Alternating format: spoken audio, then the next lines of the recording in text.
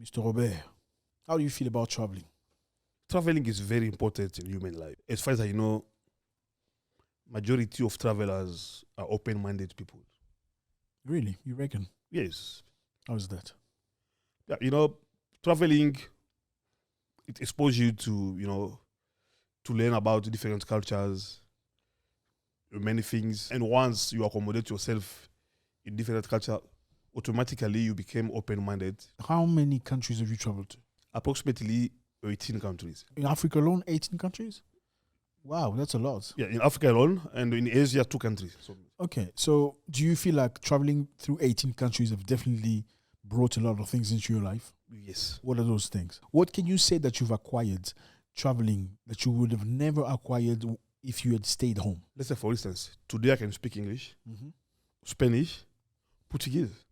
It's because of traveling. Many people cannot speak English, French, Portuguese, and Spanish easily if they never go out. That was one of the things which was appealing for me, which I acquired while traveling. That's very impressive. Also, learning different cultures. In the world, we are almost 7 billion with different cultures. Different cultures. So, learning different culture helped me to master myself, to understand each other, to be open-minded. Learning education in other culture help you to enhance your intellectual ability. So for me, traveling enhanced me. That's great. I remember you were saying earlier that instead of giving your child money, you rather have him travel. Yes. I found that very profound. Why would you not give your child money? Because I know most of us work very hard trying to make a living, to gain money so we can have our kids living a better life than we did, right? I think it's absolutely normal for any parent to try to have a good life for their kids. You telling me that you would prefer to have your children or your kid traveling than having money from you if you had, it's very unorthodox. So please explain to us, why would you make that choice? So I'll tell you one thing. Mm-hmm. Wealth is not only about money. Wealth is not just about money. People think that when you're wealthy is about money. No, not Okay. that. So wealth is about knowledge and experience. Mm-hmm. And money is something which should be given to somebody who has experience, how to manage, how to handle money. Unfortunately, many parents made a mistake by giving their kids huge amount of money. End of the day, after 1 year, 3 months, they spoil all the money because they were not prepared to manage that money. But once you give your kids a trip, I'm not saying like a funny trip. Let's say a trip where your kids go to get education abroad. Yeah. It will help him or her to be more mature, how to master herself or himself. Also, to gain more experience so that when money is involved, you'll know how to manage that money. So you feel like most of Africans should engage into trying to travel, whether they have political reasons or not. Yes. Traveling is a good thing because it opens your mind. It gets you to see life in different perspectives. Because there's many things you cannot learn within your family, even at school. Absolutely. You can only learn them once you're out. Okay, and by being out, I believe that when you are out of your comfort zone, yes, when you're in a place where nobody can help you, you learn to find solutions by yourself. Yes. You learn to become independent. So we can say traveling helps young people become independent, learn other people's cultures, and respect it, which is very important. I mean, when you see other people's culture, their way of living, you become less selfish. You learn to respect it. And I'm not saying you should necessarily accept other people's culture or leave their culture. I'm saying here that when you learn other people's culture, you learn to witness, you learn to respect it and understand that human beings do not only have one way of living. There are many ways of living life. Yes. And I can give you an example. Do you know there's many countries around the world, the globe, whereby they're abusing women? Okay. And when we are living in such country, you think it's normal. And once you travel to a different country, whereby there's gender equality, they respect each other. This is how you treat your fellow human being. This is how you treat a woman. And then you get educated and you change your mindset of treating people. You've lived in South Africa for quite a bit. Yes. What are the lessons you've learned from South Africa? I learned many things. Hustling, being dependent. I learned that life is not easy.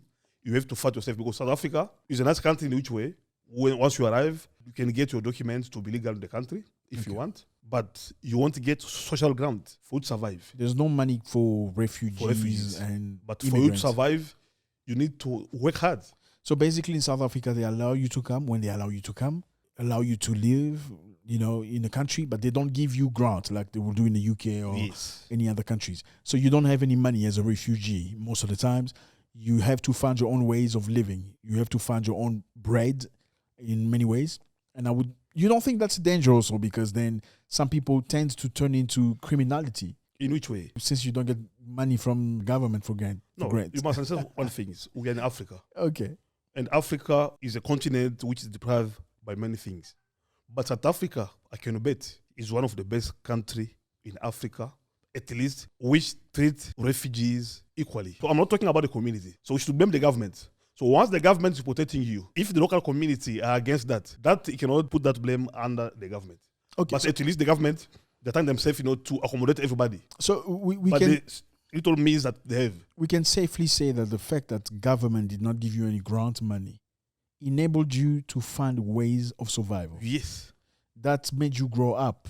And that should be the same all over the world. Many people are lazy or coward because they rely on social grant. They become lazy. They can't work. Especially in the country whereby we have too many kids. That's why there's many divorce. You see women are not submissive anymore because they know, okay, I got my 4 kids. I don't need a husband anymore. I'll get grant. A lot of people will disagree with you on that, saying that there are plenty of people, Mr. Robert, that needs grant money to survive because they are disabled, because they are unable to work. Do you feel that the fact of receiving grant from government automatically make people lazy or disable them from finding jobs? Giving disabled and the less fortunate people, it makes sense. But why are they giving grant for people who are able to do their things? So in other way, it's making them lazy.